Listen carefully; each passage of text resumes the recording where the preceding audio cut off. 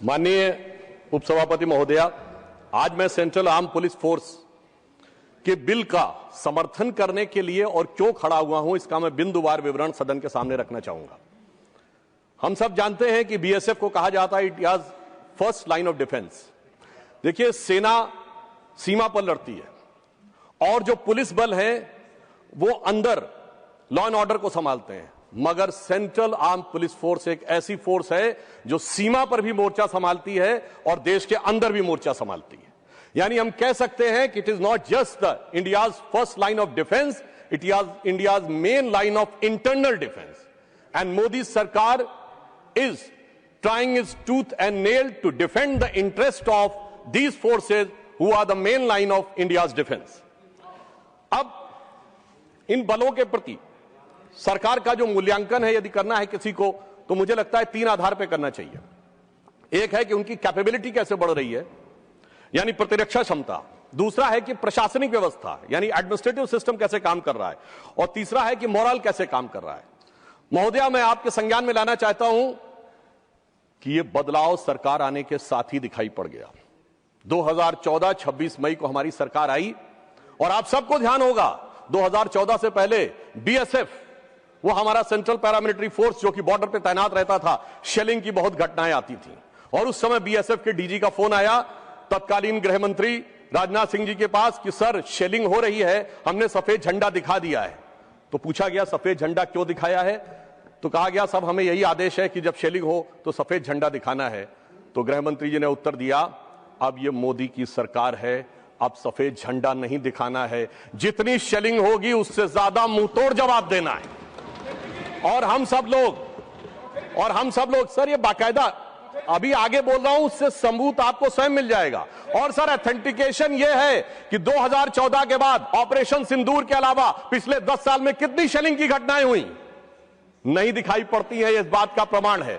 और दूसरा, मैं यह भी कहना चाहता हूं सर, एक कहावत होती है कि जो तो को कांटा बोए ताहे बो तू फूल, मगर हमारी सरकार ने कहा जो देश के विरोध काम करेगा तो जो तो को कांटा बोए ताहे बो तू भाला, वो भी तो समझे जरा कि पड़ा किसी से पाला। और जब से मोदी सरकार से पाला पड़ा है, आपने देखा शेलिंग की घटनाएं रुक गई हैं। अब यह तो थी कि मनोदशा को लेकर मोदी सरकार का मनोरथ क्या था, अब कार्य दशा को लेकर मोदी सरकार का कार्यवृत्त में बताने का प्रयास करता हूं। देखिए, वर्तमान बिल को अगर समझना है तो ये सीएम जो हमारे सेंट्रल आर्म पुलिस फोर्सेज हैं, ये 3 कैटेगरी में है। एक में है जो बेसिक लेवल पे जवान से एंट्री लेते हैं, एक जो ए ग्रेड के ऑफिसर्स हैं यानी जो मिडिल लेवल मैनेजमेंट प्रशासन में काम करते हैं, और एक है जो हायर लेवल प्रशासन में काम करते हैं यानी आईपीएस ऑफिसर। अगर देखा जाए तो इन सारे गजेटेड ऑफिसर्स के बीच में एडमिनिस्ट्रेटिव ऑपरेशनल रेगुलेशन करने के लिए बिल लाया गया है। और जो हमारे विपक्षी सांसदों ने विषय उठाया है, तो मैं बताना चाहता हूं कि जिनको आप जवान कहते हैं वो कांस्टेबल लेवल से आते हैं, फिर उनको एक प्रमोशन मिलता है हेड कांस्टेबल, उसके बाद वो बनते हैं एएसआई, उसके बाद बनते हैं एसआई और इंस्पेक्टर, यानी 4 प्रमोशन वो लगभग प्राप्त करते हैं। मिडिल लेवल पे जो लोग आते हैं वो असिस्टेंट कमांडेंट लेवल पे आते हैं, वो डिप्टी कमांडेंट बनते हैं, फिर कमांडेंट बनते हैं, कहीं कहीं सीनियर कमांडेंट की पोस्ट भी है, और फिर वो डीआईजी बनते हैं। यानी इतने प्रमोशन तो उन्हें स्वतः मिलते हैं और उसमें से आधे लोग आईजी बनने तक की व्यवस्था पाते हैं। अब मैं यहां बताना चाहता हूं कि इस बिल में इसी स्थापित व्यवस्था को व्यवस्थित रूप से परिभाषित करने का काम किया गया है ताकि किसी भी प्रकार का कंफ्यूजन और उसके कारण होने वाली ओवरलैपिंग न रहे। अब यहां एक और बात भी कहना चाहूंगा, इस बिल में एक सबसे बड़ा प्रावधान यह किया गया है कि डीआईजी लेवल पे अब आईपीएस अधिकारियों के लिए कोई भी आरक्षित व्यवस्था नहीं होगी कि जैसे पहले एक परंपरा मानी जाती थी कि 20% पद आरक्षित रहेंगे। अब डीआईजी लेवल तक असिस्टेंट कमांडेंट स्तर के लोग जा सकेंगे, 50% लोग आईजी लेवल तक जा सकेंगे और 1/3 लोग एडिशनल डीजी लेवल तक जा सकेंगे। तो मुझे लगता है बहुत व्यवस्थित व्यवस्था परिभाषित करके दी गई है ताकि ये सभी बलों में समान भी रहे और किसी भी प्रकार के मुकदमेबाजी की स्थिति भी न रहे। और अभी तक भी 45 से 48% लोग आईजी के पद तक पहुंचते हैं। अब यहां पर मैं यह भी बताना चाहता हूं कि जो यह कहा जा रहा है कि इससे मॉरल पर विपरीत प्रभाव पड़ेगा, तो एक स्टैटिस्टिक्स देना चाहता हूं। 10 लाख से अधिक लोग, 11 लाख के लगभग की पैरामिलिट्री फोर्सेस की पूरी स्ट्रेंथ है, इसमें जो गजेटेड ऑफिसर्स हैं वो केवल 1 से 1.5% है, और उनमें भी जो आईपीएस ऑफिसर्स हैं वो उसका भी 1 से 1.5% है, यानी 0.01 से लेके 0.015% पदों के ऊपर इसका प्रभाव पड़ रहा है। इस आधार पर यह कहना कि 11 लाख फोर्सेस के मॉरल पर इसका प्रभाव पड़ेगा, यह तर्क संगत नहीं लगता है। हां, यद्यपि मॉरल की बात अभी हमारे कई विपक्षी सांसदों ने उठाई, प्रोफेसर राम गोपाल जी ने कहा, संजय सिंह जी ने कहा, चौधरी साहब बोल रहे थे, तो मैं याद दिलाना चाहता हूं महोदया, जब संसद के ऊपर आक्रमण हुआ था तो जिन सेंट्रल फोर्सेस के जवानों ने अपनी जान गंवाई थी, अफजल गुरु को सर्वोच्च न्यायालय से फांसी की सजा होने के बाद 7 साल तक क्षमा याचना लंबित रखी गई थी, तब मॉरल नहीं गिर रहा था। दूसरा, और इतना ही नहीं, उस समय उन लोगों ने आक्रोश में आकर अपने मेडल वापस कर दिए थे, तब मॉरल नहीं गिर रहा था। और मैं कहना चाहता हूं, मगर सोनिया जी की आंखों में तब भी आंसू नहीं आए थे, पर बकौल सलमान खुर्शीद बटाला हाउस इनकाउंटर के आरोपियों के लिए आंखों में आंसू आए थे। यह दर्शाता है कि किस प्रकार के हमारे सुरक्षा बलों के मॉरल के ऊपर किस ढंग की राजनीति की जाती थी। परंतु हमारी सरकार तीनों स्तरों पर, जवान, मिडिल लेवल एडमिनिस्ट्रेटिव ऑफिसर और हाई लेवल एडमिनिस्ट्रेटिव ऑफिसर, तीनों की गुणवत्ता और व्यवस्था को लेकर पूरी तरीके से संवेदनशील है। और मैं कहना चाहता हूं कि जो आईपीएस ऑफिसर्स हैं, अगर आप ये देखें तो सरकार ने व्यवस्था की है कि आईजी के लिए 50% पद सहायक कमांडेंट संवर्ग से भरे जाएंगे और 50% आईपीएस से। एडिशनल डीजी में 67% आईपीएस से और 1/3 पोस्ट जो है वो असिस्टेंट कमांडेंट स्तर से ली जाएंगी। डीजी पद पे जो रहेंगे वो आईपीएस अधिकारी रहेंगे। अगर इस ढंग से हम देखें तो इस बिल में जो व्यवस्था की गई है, जो कांस्टेबल को हेड कांस्टेबल, एएसआई, एसआई और इंस्पेक्टर तक लगभग 4 प्रमोशन मिलेंगे, 5वां भी प्राप्त कर सकते हैं। इसी प्रकार 4 प्रमोशन ग्रुप ए वालों को भी मिलेंगे और वो भी 5वां और 6ठा भी पा सकते हैं, एडिशनल डीजी तक भी पहुंच सकते हैं। और अगर आप देखें तो जो आईपीएस संवर्ग के बारे में कहा जा रहा है, उनको भी सामान्यतः 4-5 प्रमोशन ही मिलते हैं। एडिशनल एसपी जो शुरू होते हैं, SP, then SSP, then SSP DIG equivalent rank, then IG और एडिशनल डीजी। हर आईपीएस डीजी नहीं बनता है, यानी उनको भी लगभग उतने ही अवसर मिलेंगे जितने कि अन्य लोगों को मिलेंगे। मगर जो मॉरल की बात कहते हैं, तो हमारे प्रधानमंत्री श्री नरेंद्र मोदी जी ने एक ऐतिहासिक निर्णय लिया है कि जो हमारे जवान हैं उनमें से बहुत से लोग निरीक्षक स्तर तक नहीं पहुंच पाते हैं, तो उन्होंने निर्णय लिया है कि जो जवान रिटायर होगा, यानी जो कांस्टेबल स्तर के ऊपर अपॉइंट होते हैं, जब वो रिटायर होंगे, अगर उस समय तक उनका पूरा कार्य व्यवहार अच्छा है, 5 साल का एसीआर अच्छा है, तो रिटायरमेंट के समय उन्हें आर्थिक लाभ नहीं होगा, परंतु एक रैंक ऊपर की ऑनरेरी रैंक दी जाएगी।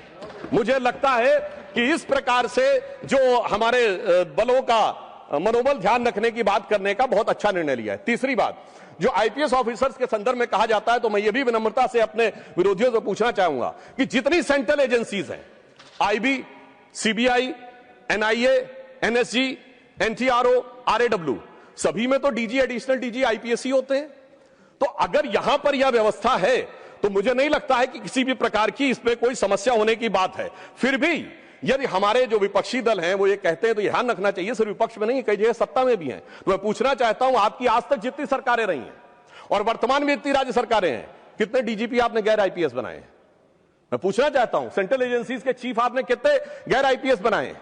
और यह विषय सिर्फ आईपीएस और नॉन आईपीएस का नहीं है, विषय यह है कि आज के समय में जब व्यवस्थाएं इतनी जटिल और चुनौतीपूर्ण होती चली जा रही हैं, तो उस समय में एक कोऑर्डिनेशन की जरूरत होती है। अगर आपको एनआईए के साथ भी कोऑर्डिनेट करना है, बीएसएफ को, और उधर स्टेट पुलिस के साथ भी कोऑर्डिनेट करना है, तो जिन लोगों को स्टेट पुलिस में धरातल पर काम करने का भी अवसर मिला हो और दूसरी एजेंसीज में भी वो समान रूप से काम कर रहे हो, तो मुझे लगता है इस कारण से वो कोऑर्डिनेशन अधिक बेहतर और प्रभावी हो सकता है। इसलिए ही यह व्यवस्था की गई है। जैसे मैं एग्जांपल के लिए कहना चाहूं कि अगर सीआईएसएफ स्टेट ये एयरपोर्ट को देखती है और उन्हें सूचना मिले किसी स्टेट की इंटेलिजेंस से कि कोई ऐसा अवांछित व्यक्ति आया है जो कहीं पर सीआरपीएफ को चकमा देकर आने में सफल हो गया है, और उसके बारे में एनटीआरओ से कोई इनपुट आया है, तो अब आप सोचिए, आज के जमाने में यदि इस कॉम्प्लेक्स सिचुएशन को ट्रैक करना है तो ऐसा संवर्ग ऊपर के लेवल पे चाहिए जो उन सारी जगहों पे कहीं ना कहीं रह चुका हो और उन जगहों पर कार्य करने का उसको अनुभव हो। तो मुझे लगता है यह व्यवस्था किसी के खिलाफ नहीं है, सबको न्याय देने के लिए और सबकी वस्तुस्थिति को अच्छे ढंग से स्थापित करने के लिए की गई है। अगली जो आपत्ति उठाई जा रही है वो ये है कि आईपीएस संवर्ग के लिए प्रतिनियुक्ति की व्यवस्था क्यों की जा रही है। तो मैं कहना चाहता हूं विगत 78 वर्षों से यही व्यवस्था इन सारी संगठनों में हमेशा से चली आ रही है। केवल इस बिल के द्वारा उस व्यवस्था को एक स्थापित व्यवस्थित रूप प्रदान किया जा रहा है, यानी एक स्ट्रक्चर्ड फॉर्म प्रदान किया जा रहा है। इससे पहले भी डेपुटेशन पर ही वो लोग आते थे और डेपुटेशन पर ही कार्य करते थे। और फिर मैं एक और बात पूछना चाहता हूं, देखिए साहब, जैसे इंडियन एडमिनिस्ट्रेटिव सर्विसेज होती है तो सेंट्रल सेक्रेटेरिएट सर्विसेज से आके कोई सेक्रेटरी गवर्नमेंट ऑफ इंडिया नहीं बनता। आज अगर आप ये कहेंगे कि इंडिया की सेंट्रल आर्म पुलिस फोर्स का प्रमुख इंडियन पुलिस सर्विस का व्यक्ति नहीं होगा तो किस सर्विस का व्यक्ति होना चाहिए? यह संविधान की भावना के भी अनुरूप है और यूनियन पब्लिक सर्विस कमीशन जिस आधार के ऊपर चयनित करता है, क्योंकि डिफरेंट एंट्री लेवल पे डिफरेंट अपॉर्चुनिटीज एक डिफरेंट स्तर तक ही मिलती हैं और इसी कारण से यह विषय जो है व्यवस्थित रूप से रखने का प्रयास किया गया है। हां, यह मैं जरूर बताना चाहता हूं, अगला प्रश्न यह उठाया जाता है जो अभी हमारे एक साथी ने उठाया कि धरातल के ऊपर उच्च अधिकारी नहीं जाते हैं। तो मैं याद दिलाना चाहता हूं, अभी पिछले साल फरवरी के महीने में छत्तीसगढ़ और तेलंगाना के बॉर्डर पर कोरागुट्टा के पहाड़ के ऊपर एक बड़ा एंटी नक्सल ऑपरेशन हुआ जो छत्तीसगढ़ पुलिस और सेंट्रल रिजर्व पुलिस फोर्स का ज्वाइंट ऑपरेशन था। 21 दिन तक वो ऑपरेशन चला जिसमें 31 नक्सली मारे गए और डीजी सीआरपीएफ मौके के ऊपर उस कोरगुट्टा पहाड़ी के ऊपर मौजूद थे, क्योंकि प्रधानमंत्री मोदी जी की सरकार में यह ध्यान रखना होता है कि मंत्री हो या अधिकारी सब जमीन से जुड़े रहते हैं। मगर मैं कहना चाहूंगा कि हमारे जो विपक्ष के लोग हैं, यहां अफसर तो छोड़िए, मंत्री तो छोड़िए, इन लोगों के सर्वोच्च नेता भी जमीन से जुड़े कम और उड़े ज्यादा रहते हैं और उड़ते भी ऐसे हैं कि देश से भी उड़कर जब तक विदेश पहुंच जाया करते हैं। तो मुझे लगता है जो जुड़े कम और उड़े ज्यादा रहते हैं उन्हें धरातल की समझ कम होती है। सर, ये बिल पर ही बोल रहे हैं।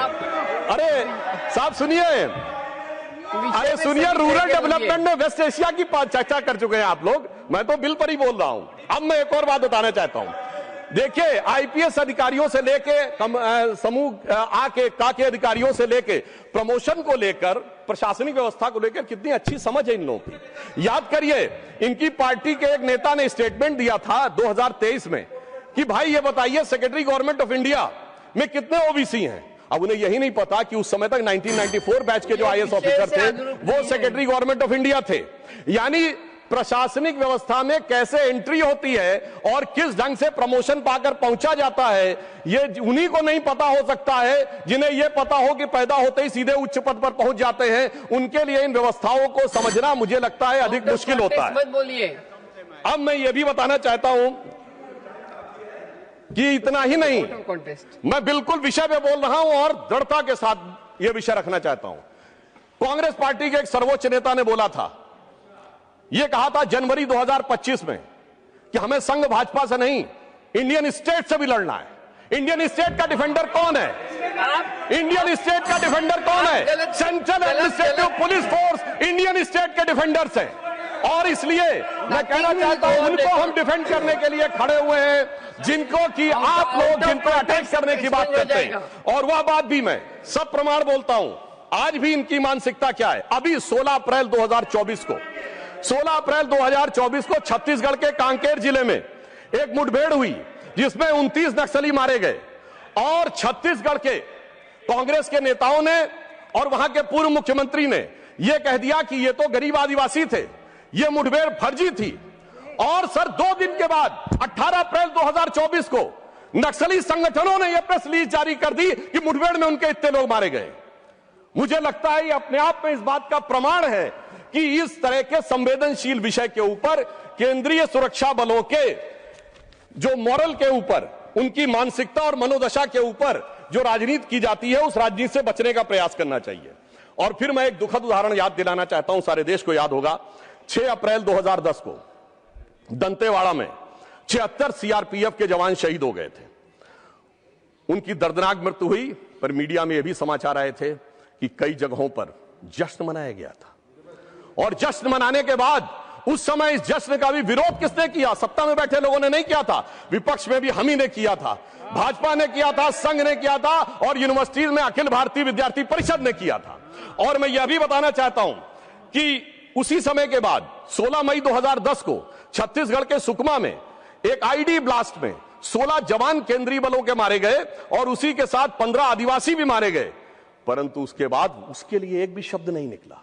बड़े आश्चर्य और दुखद की बात है कि जिस प्रकार के लोग, और मैं सभापति महोदया यह भी कहना चाहता हूं, भारत के केंद्रीय सुरक्षा बल अपनी जान पर खेलकर जिस नक्सल समस्या से लड़ रहे थे, और उस समय की कांग्रेस सरकार की सुप्रीम लीडर की अध्यक्षता में हो रही super cabinet national advisory council के कई सदस्य ओपनली उस समय माओवादियों के समर्थन और हमारे केंद्रीय सुरक्षा बलों के आरोपित करते हुए स्टेटमेंट देते थे। मैडम, ये सीएपीएफ के अगेंस्ट में दिए गए स्टेटमेंट है, अगर होगा तो मैं कोट भी कर दूंगा, इसलिए मैं बिल्कुल विषय के ऊपर ही बोल रहा हूं।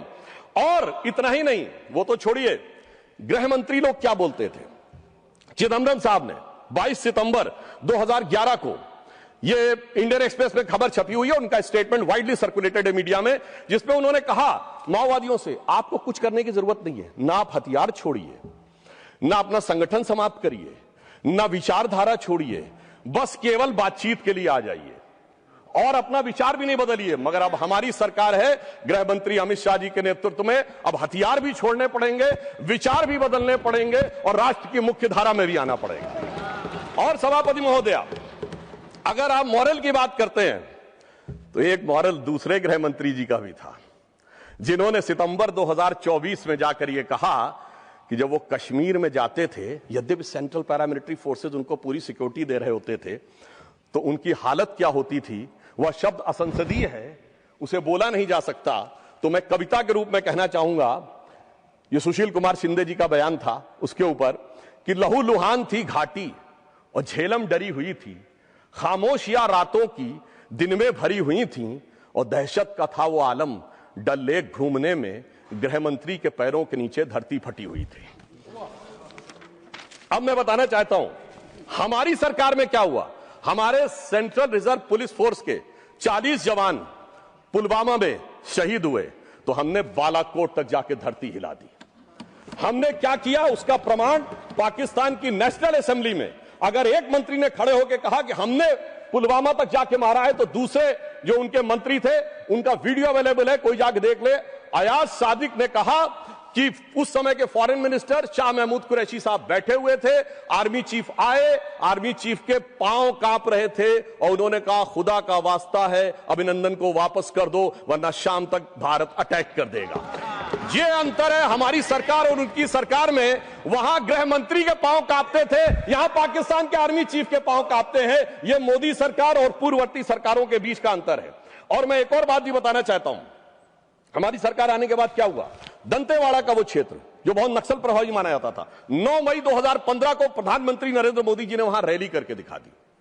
यानी उससे पहले यह कल्पना से परे था कि नक्सल प्रभावित क्षेत्र में प्रधानमंत्री की रैली हो सकती है, पर प्रधानमंत्री जी ने कहा कितनी भी प्रकार की सुरक्षा की चिंता किए बगैर उन्होंने जाकर वहां हमारे सेंट्रल पैरामिलिट्री फोर्सेस का मनोबल बढ़ाया। फिर मैं बताना चाहता हूं, सुकमा जिले में एक जगह है चिंता गुफा, जहां यह माना जाता था, नक्सल्स कहते थे हियर गवर्नमेंट डजंट एग्जिस्ट, यहां सिर्फ हमारी सरकार चलती है।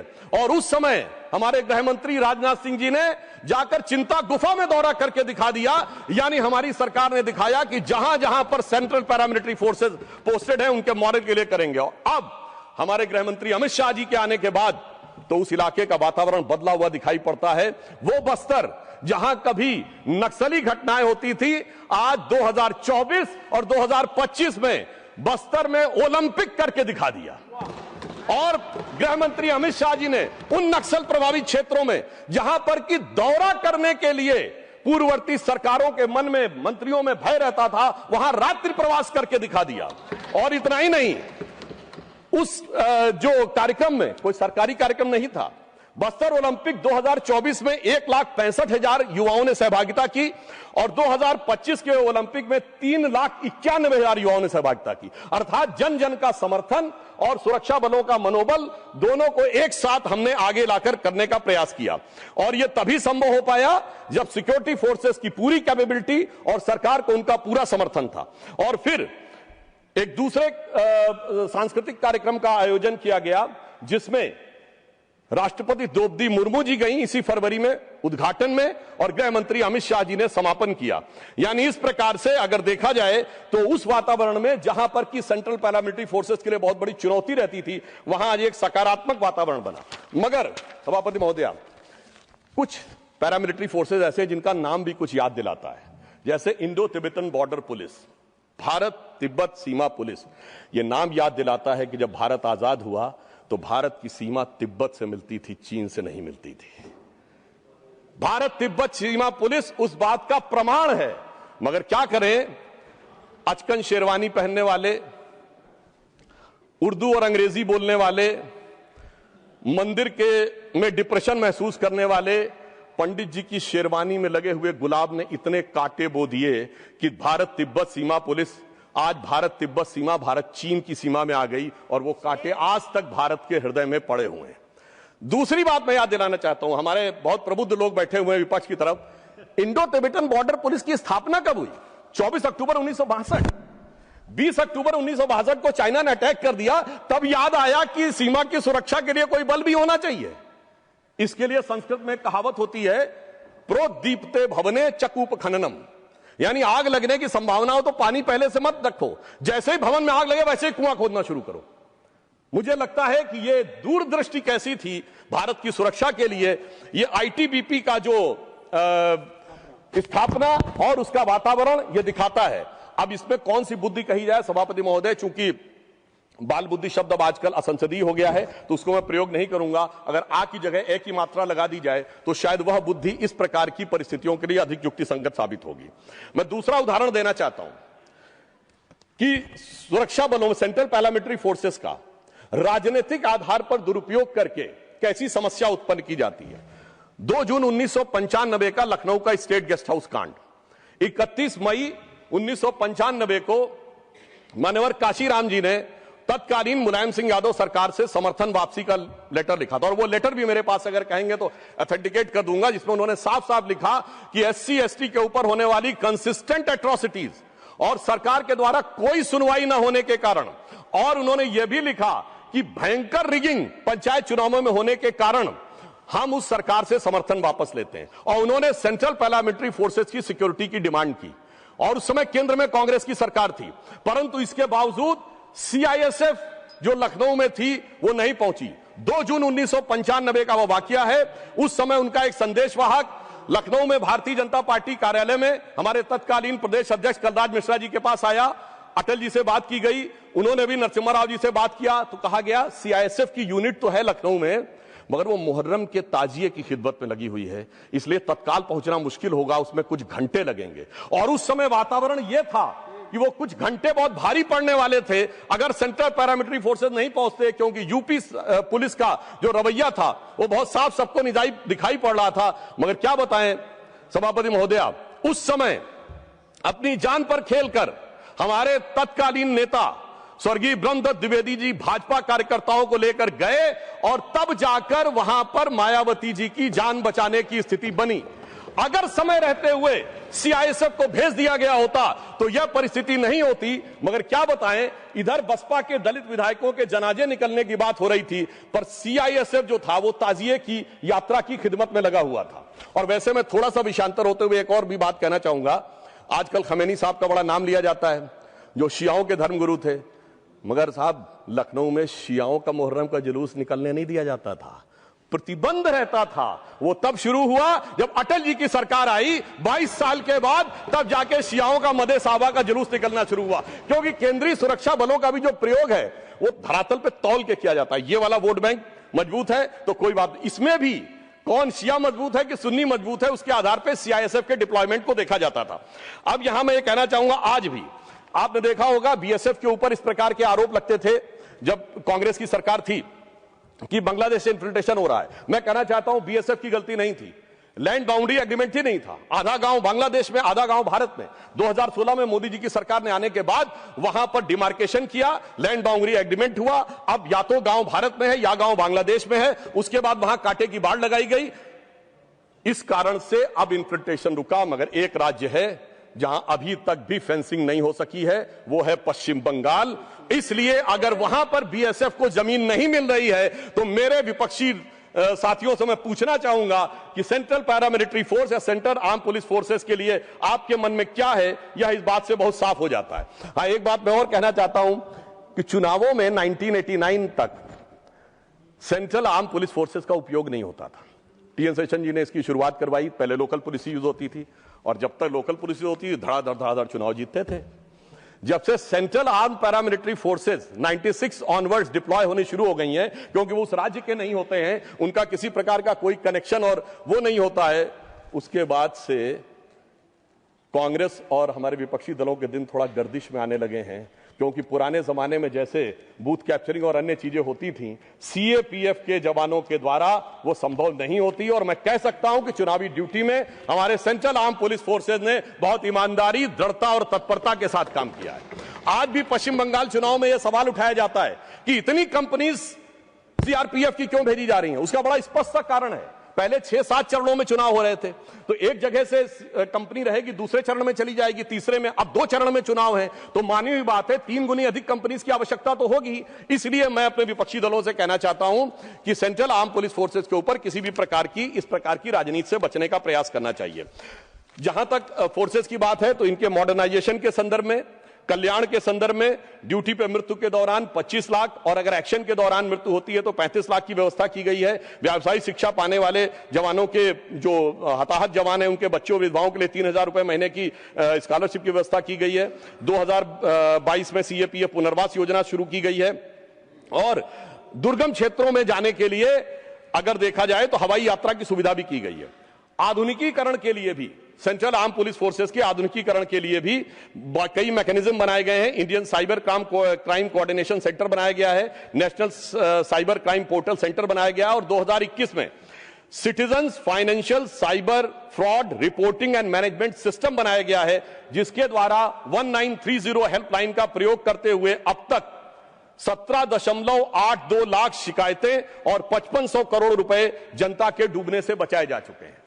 इसलिए मैं महोदया यह कहना चाहता हूं कि हमारी सरकार ने सेंट्रल आर्म पुलिस फोर्सेस की व्यवस्था, सेंट्रल आर्म पुलिस फोर्सेस की मनोदशा और सेंट्रल आर्म फोर्सेस की एडमिनिस्ट्रेटिव कैपेबिलिटी, तीनों के लिए बहुत शानदार तरीके से, संवेदनशील तरीके से काम किया है। और इतना ही नहीं, इस वातावरण को बढ़ाने के लिए, इस वातावरण को और बेहतर करने के लिए अगर देखें तो गृह मंत्री अमित शाह जी ने एक और अनोखी पहल की शुरुआत की है।